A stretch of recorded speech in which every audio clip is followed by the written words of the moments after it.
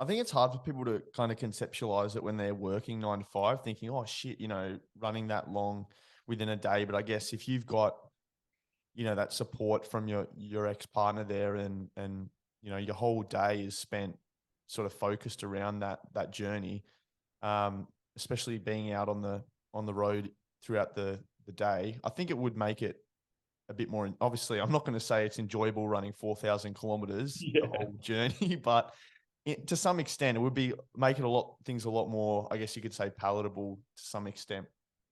How much money did you raise in total throughout the journey? So I ended up raising about just under, I think it was $65,000. So I Yeah, and was that more stoked to raise anything really. I got yeah, halfway and I was like, I've only raised like $20,000. And I was like, this is how much the run pretty much cost.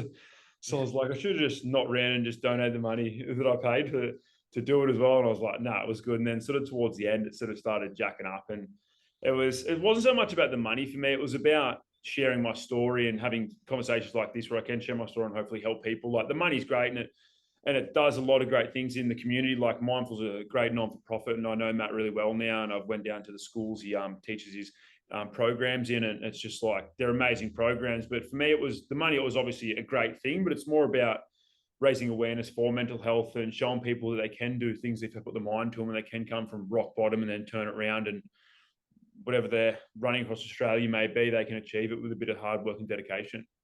So I think Sam Gash kind of pioneered a lot of that running for change movement where, and we were just talking about before, but you see so much of it now, people raising money for a charity, trying to conquer a journey like this that, they never thought they could.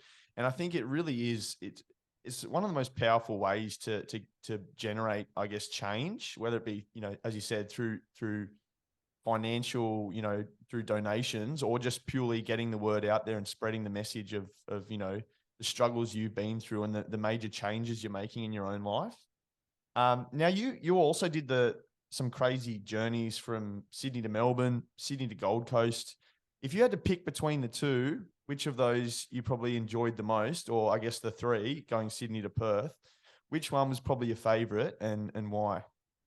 Um, they all have their sentimental values. So the Perth to Sydney was a run, and then the Sydney to Melbourne, Sydney to Gold Coast was a cycle. But that was one of my mates who I met through running. Obviously, after I got back, he reached out. And he's like, "We should go run together." And we're an odd bunch. Cycling seems easier. Like I don't really train to cycle. I'll just jump on a cycle. I could jump on a bike and just ride from Sydney to the Goldie. But yeah, running's more painful, but it's more rewarding. Where cycling's more enjoyable but less rewarding, but you can have more fun. So they're all great. I wouldn't change any of them, and I couldn't pick one over the other.